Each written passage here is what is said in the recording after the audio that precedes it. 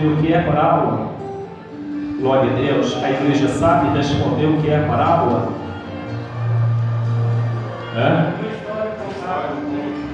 O que é? Aleluia. Embasado em quê? Realidade. Isto, verdade de Deus. Glória a Deus. Uma história contada embasada a uma realidade. Ok?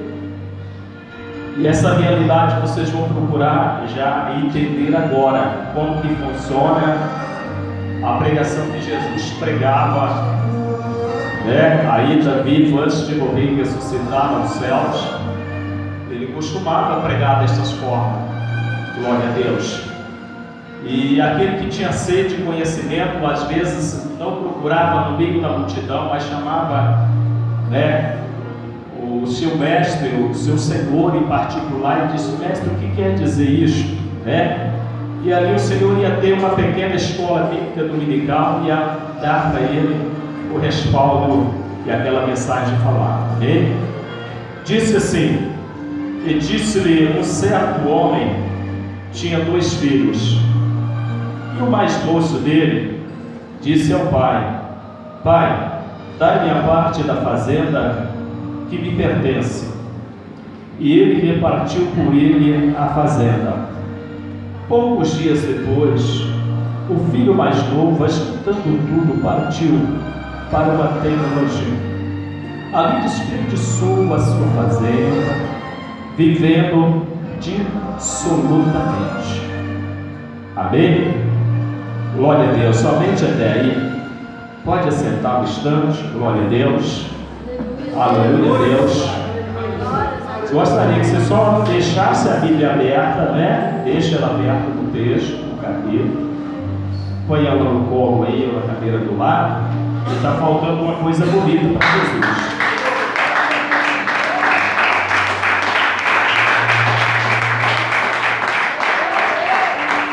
A igreja que glorifica Jesus com brado de glória a Deus, de bate palmas, adorando o nome do Senhor. Você pode ter certeza que o diabo ele não aguenta, ele não fica, ele é incomodado, ele, né, de todas as maneiras tem alguma arma espiritual que incomoda o nosso adversário, o nosso inimigo, amém? Então a igreja que glorifica, cada vez mais o Senhor opera. Opera milagre, opera libertação, opera salvação e transformação na nossa vida, porque somos um povo barulhento, pois ele diz que nós somos este povo que perturba até mesmo os moradores da terra. Lá na década mais ou menos de 90 a 95, por aí, ano 2000, a humanidade na terra vivia muito incomodada com os cristãos na face da terra, dentro de um templo adorando o Senhor, né? Com muito glória a Deus, aleluia, línguas estranhas, sapatear no mover pela unção de Deus na vida do vaso. Então o povo ficava perplexo, ficava assim sem entender porque tanto barulho dessa forma. Deus é tão surdo assim, não precisa aqueles crentes gritarem em voz alta, não é verdade? Lá era assim nessa época, para quem conhecia, glória a Deus, para quem veio nessa época aí de 90, glória a Deus para cá.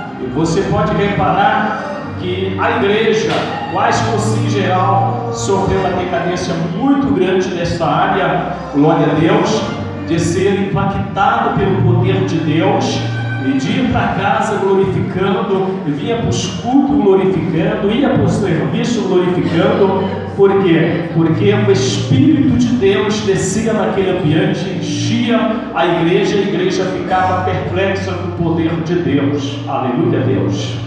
Entrando para essa história contada pelo nosso próprio Senhor e Salvador Jesus Cristo, igreja, ele começa a fazer uma narração de 3 personagens contado por ele, para que a igreja pudesse entender, a humanidade naquela época pudesse entender essa história.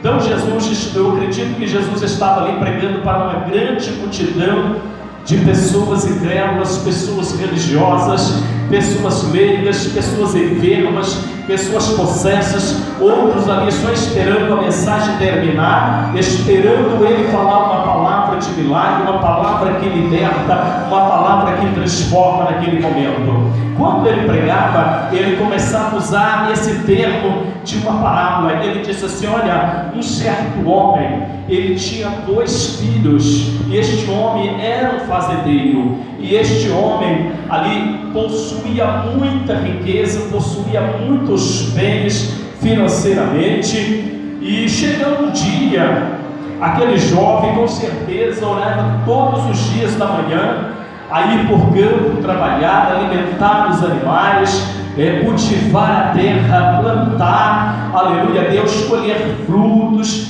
e daí por diante. Com certeza aquele jovem chegou ao ponto de olhar tudo que o pai dele tinha, então entrou dentro do seu coração de chegar ao seu pai e pedir a parte da fazenda que como herança pertencia a ele. Glória a Deus. Então ele sabia que algo daquela parte era uma herança também para ele, que ele tinha direito desta herança. Então naquele momento ele deixou subir isso no seu coração e dizer assim: eu vou pedir ao meu pai a parte da fazenda que me pertence, e aí vou para uma terra distante, e ali eu quero fazer a minha vida, ali eu também quero ser como talvez o meu pai, o fazendeiro, que eu tenho capacidade de viver sozinho, de administrar também como meu pai administra.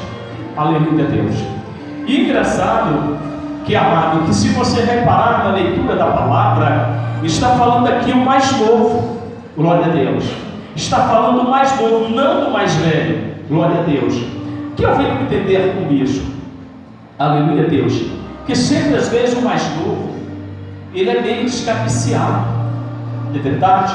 Se não tiver alguém com experiência, com maturidade, para poder ensinar o mais novo como é a labuta da vida, como é dar valor às coisas que alguém possui com suor, com dor, com dedicação, pensando no futuro melhor, enquanto tem o mais novo que não pensa nisso, pensa rápido no pensamento de somente adquirir a sua parte e projeta tais projetos avançadores que muitas das vezes eles não levam ao pensamento a saber se vai dar certo, se isso vai ser bem aplicado naquilo. Glória a Deus. Mas a pessoa, você pode reparar que hoje os idosos têm uma experiência inacreditável de vida, não é verdade? Geralmente os mais velhos têm história para contar para nós, história de realidade que eles passaram pela labuta da vida. Olha só que coisa, eu me lembro ainda como garoto, morando na roça, sem conhecer a vida na cidade, somente a vida do campo, a vida do mar. Tudo ali para você é simples, tudo ali para você está bom, tudo ali para você está uma coisa de mil maravilhas. Mas quando nós abrimos os olhos para a cidade, que saímos do campo, que vem para a cidade, logo nossos olhos olham: poxa, eu também preciso de ter uma casa melhor, eu também quero ter um carro, eu já não quero mais trabalhar para ninguém, eu quero ter o meu próprio negócio, eu não quero ser um jumento varia de porcanga nas minhas costas e trabalhar para os outros. Então, tudo muda a visão de um mundo que você não conhece. Mas quando você passa a conhecer, passa a ter uma história que lá no final, ela pode ser extravagante na sua vida, ela pode ser uma derrota para a sua vida. Enquanto muitas das vezes você tem uma vida simples na roça, você está satisfeito com tudo, acorda com os cantares dos pássaros, o mugir de um gado, o cantar de um galo quando está amanhecendo o dia, enquanto na cidade você acorda do lado, o vizinho está colocando o maior som parafernal, que muitas das vezes até te incomoda você, aleluia a Deus. Enquanto muitas das vezes você chega na cidade, o homem está com baita de um 38, uma quadrada, você olha ele cheio de bebidas entorpecentes, planejando tantas coisas ruins. Assim estava o pensamento daquele rapaz. Sair da vida do campo, e ir para uma terra distante, para uma cidade. Foi assim que aconteceu. Mas antes de chegar nesse tempo, ele chegou para o seu pai e disse: pai, eu venho hoje pedir ao Senhor a parte da herança que me pertence, porque eu vou para uma terra distante. Eu não digo, eu quero fazer também a minha vida. Com certeza, aqui não está registrado, mas se fosse eu, talvez com meu filho, e falar: meu filho, por que você vai para São Paulo, Uberlândia, Rio de Janeiro, se aqui tem tanto serviço para você, se você não tem uma faculdade, a graduada que vai poder te atender, o serviço no mercado lá fora de uma capital, você precisa ser estudado, você precisa ter uma faculdade, você precisa ter um curso para que você não venha sofrer. Não sofrer, é melhor você sofrer perto do seu pai, porque querendo ou não, quando se ajunta, a unidade faz a força, não é verdade? Mas lá você está distante, como eu posso poder te ajudar? Glória a Deus. Então, esse pai no mínimo pensou isso da vida do seu filho, mas é que a palavra é direta. Ela vai e dá para o seu filho a parte que lhe pertence, mas sabendo o pai a dor no peito, no coração, que aquele garoto somente ia sofrer, ele só ia jogar fora o que ele tinha, essa parte com o pai, né, mano? Bem ensinado, bem mestrado pelo seu pai, com muito suor, com muita labuta, porque a vida no campo ela é simples, ela não tem um conto de fada, ela não mostra um telão reflexo cheio de luxúria, com muitas coisas que você vai gastar num carro que só te dá prejuízo. O carro ele só perde valor, mas a terra ela só tem a valor a ganhar. A casa de um imóvel só tem o valor a ganhar. Então as coisas já começam a mudar por aí. Não que nós não precisamos de um veículo, verdade que nós precisamos, mas quando nós estamos na cidade, nós só pensamos em algo muitas das vezes mais valioso. Se você começa ali com um Fusquinha, ou uma Brasília, uma Variante, né? Ou uma Toyota daquelas antigas, e você olha hoje para uma Hilux, uma Fiat Toro, né? E você se olha: meu Deus, é um avião, é uma máquina, eu posso trabalhar na cidade, posso trabalhar no campo, vai me dar conforto. Tudo tem uma visão muito mais além daquilo que você nem imagina que possa ser a sua perdição, possa te deixar orgulhoso, possa te deixar com um patamar mais elevado, que você pode até pesar no seu próximo. No reino do Senhor não é assim. É por isso que o nosso Senhor, ele veio tão simples, tão humilde, não vestido de ouro, de joias, como os judeus esperavam um Messias dessa forma. Por isso que não acreditou no nosso Senhor. Eu acho lindo as suas ilustrações, as suas palavras contando, porque ele começa com coisas simples. Ele começa narrando uma história simples. Aleluia, Deus, para mostrar para mim e para você. Aleluia, Deus, que vós não fosse comprado com este ouro e nem com esta prata que está aí fora, mas com o sangue deste Messias, com o sangue deste Cordeiro, que pouco sabe dar valor, que pouco sabe reconhecer.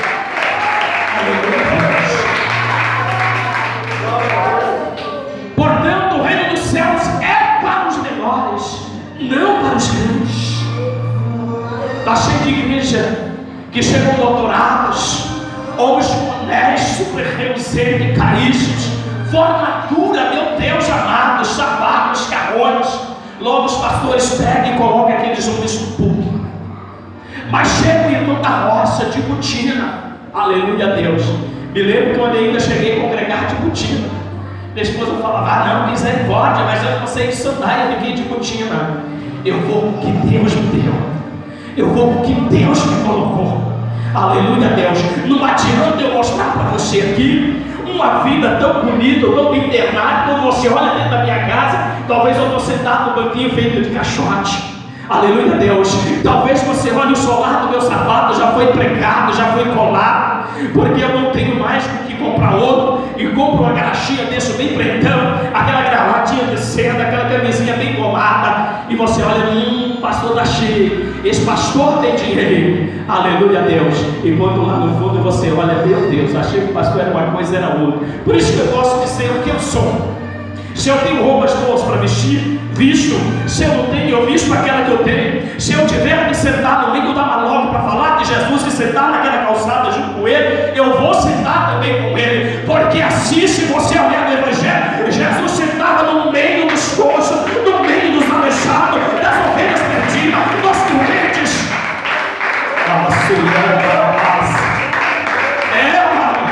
Era assim que era o meu Senhor.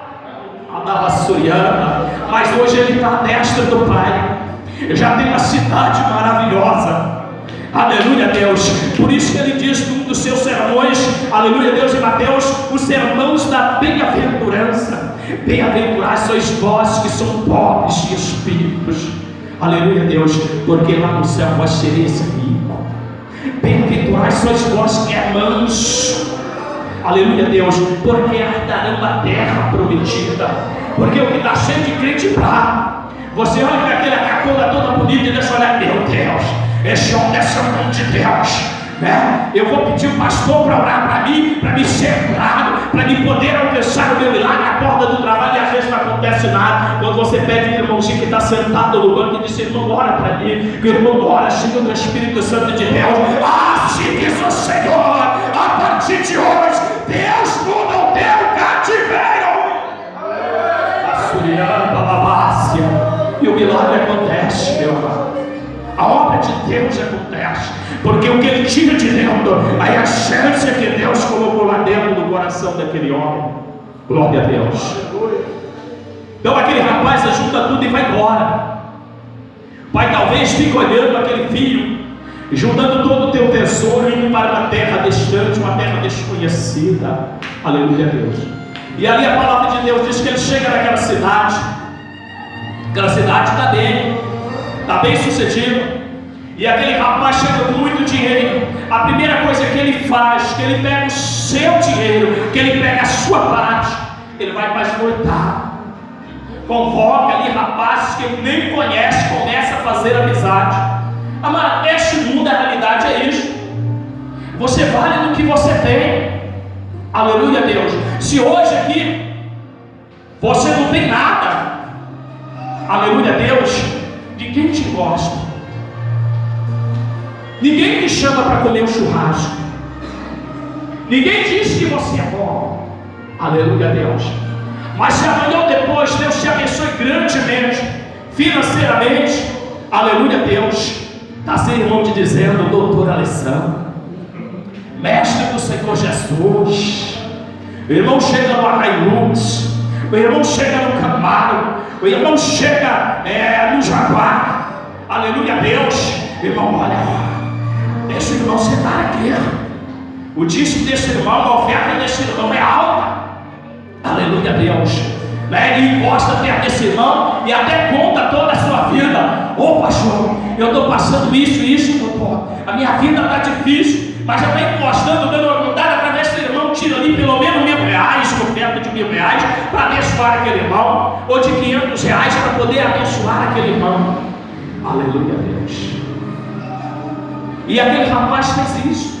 Todo mundo conhecia aquele rapaz ali. Mais adiante, o Senhor permite uma fome grande naquela terra.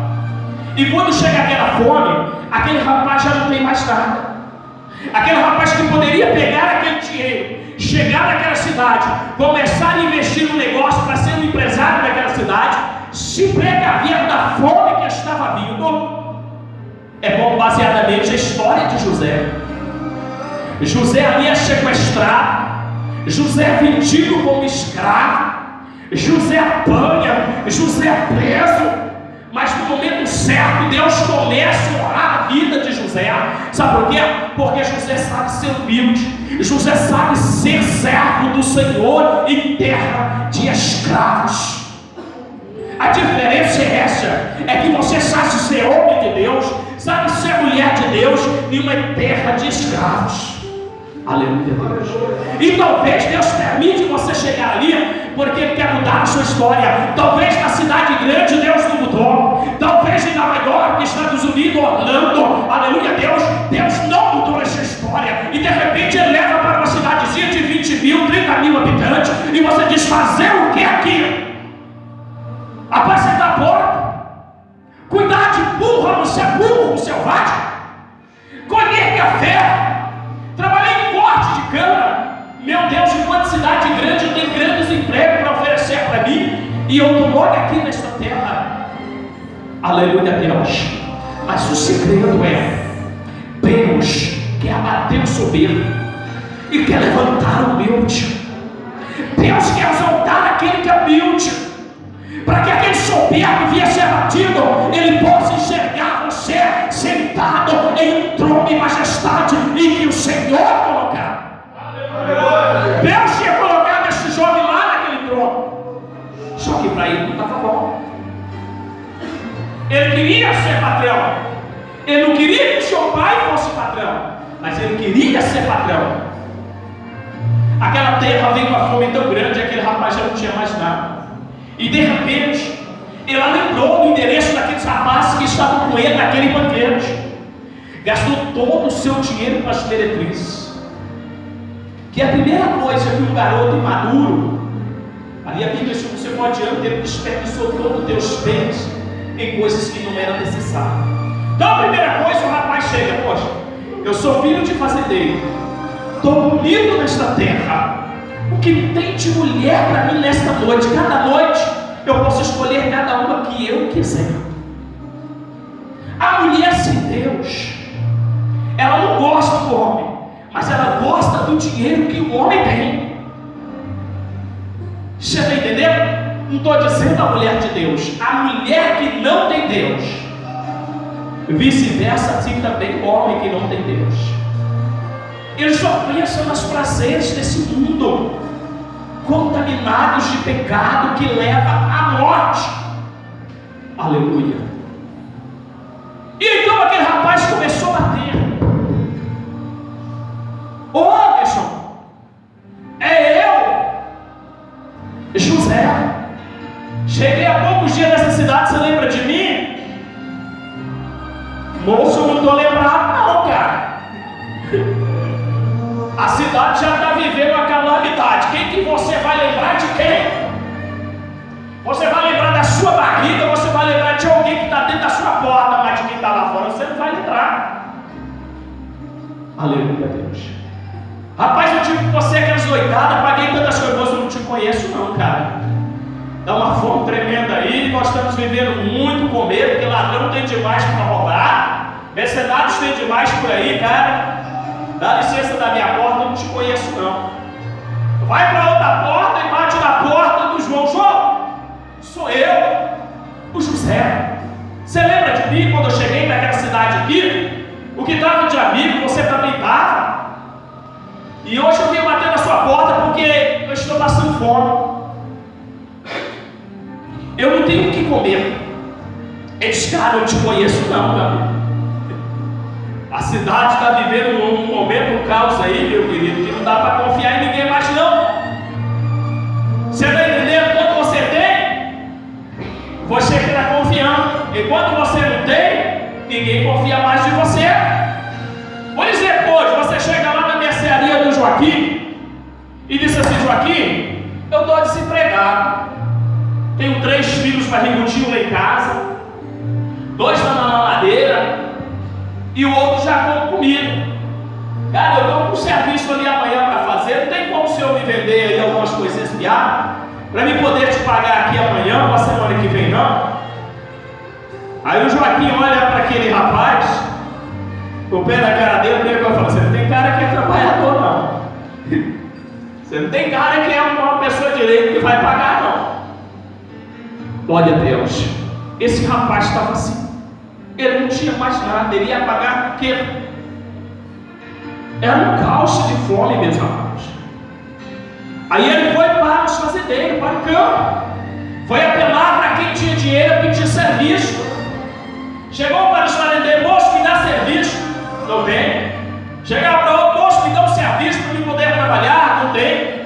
Aí chegou no outro e disse assim: moço, pelo amor de Deus, me dá um trabalho, porque eu estou passando fome, eu não tenho mais o que comer.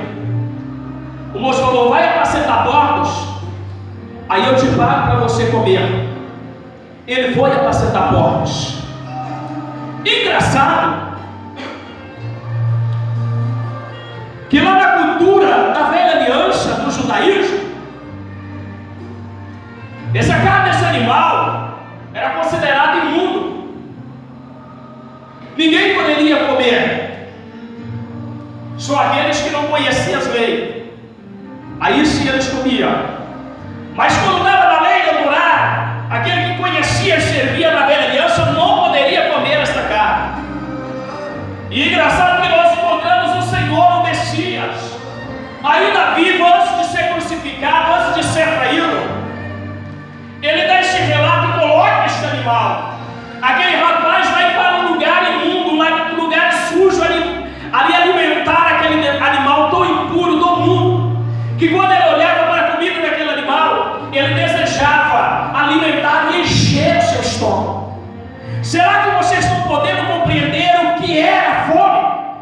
Aquele rapaz olhava, algumas traduções chamavam de alfarrobas, outras colotas de porcos, para entender, resumia, rações para porcos, lavais, comida para porcos. Então aquele rapaz desejava comer aquela imundícia para encher o seu estômago, devido à fome que era tão cruel que doía o seu estômago. Precisava de alguma coisa para cair dentro do seu estômago, preencher o vazio que ali estava. Enquanto ele na casa do seu pai tinha tudo bom e no melhor.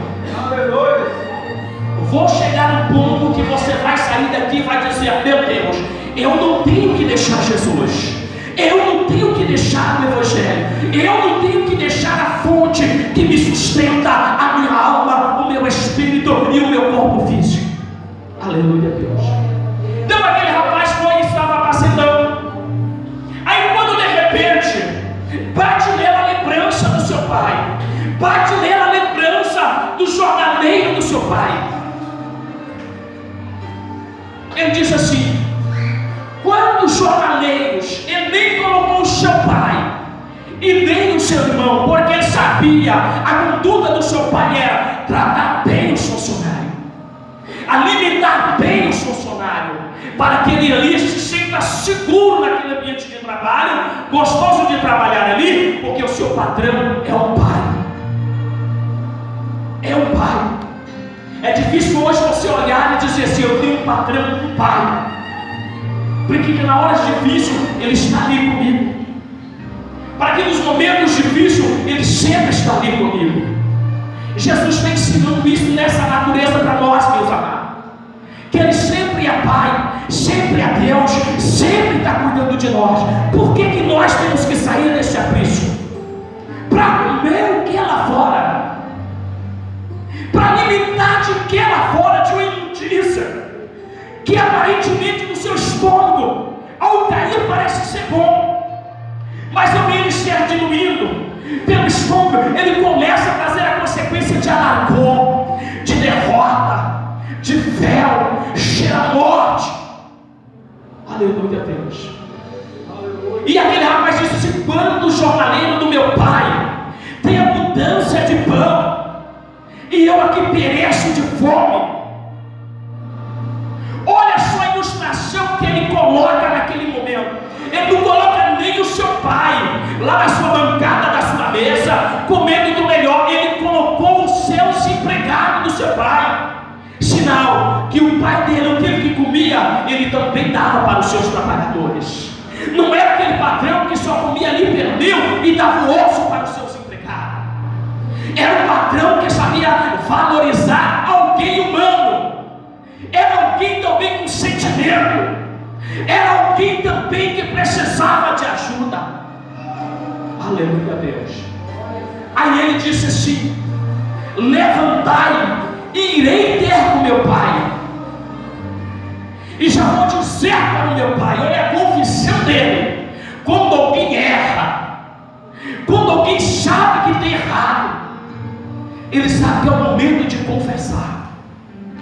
Ele sabe que é o momento da hora da verdade, que está só apanhando, que não compensa mais viver apanhando. Está na hora de dizer: pai, eu pequei, pai, eu estou sendo desobediente, pai, eu já não sou mais aquele homem ou aquela mulher que eu era antes.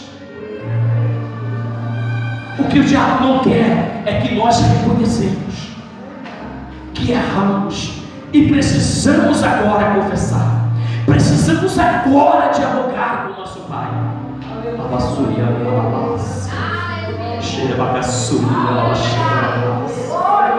É com vocês que Deus está falando nesta noite. Sobre humilhação, sobre confessar aquilo que você está fazendo de errado, aquilo que você está mentindo e acha que está transportando em verdade, aquilo que você está vivendo uma aparência, mas por trás é outra.